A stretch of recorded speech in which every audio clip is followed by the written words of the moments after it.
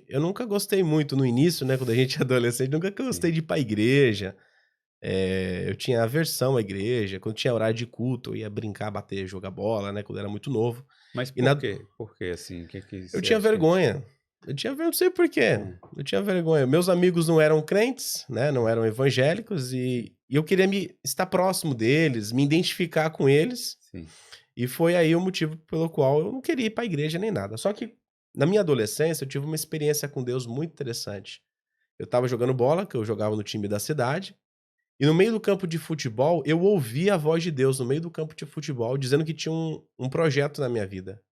E aquilo foi impactante, porque, pensa, um menino de 13, 14 anos, ouvindo uma voz que nunca ouviu. Aquilo mexeu comigo, e eu falei, olha, até fiz uma barganha com Deus. Eu falei, Deus, eu não te conheço muito bem, mas se o senhor me ajudar a ganhar esse jogo aqui, eu vou na igreja hoje. Eu querendo ganho próprio aí. Aí eu falei assim, nem que se eu não fizer nenhum gol, que eu jogava como artilheiro, nem se eu não fizer nenhum gol e for um gol assim bem diferente, mas me ajudar a ganhar, eu vou no culto. E aí, dito e feito, não fiz gol, foi um gol diferente, porque foi um gol olímpico, e aí eu fui pra igreja. E quando eu fui pra igreja muito pequena, lá em São Paulo, eu comecei a ter um carinho muito grande com as coisas de Deus, eu comecei a me identificar com a Bíblia, comecei a ler, e aquilo que foi alimentando a minha alma, a ponto de quando eu ver, eu já estava lendo ela toda, eu já estava fazendo cursos, e aquilo foi me chamando.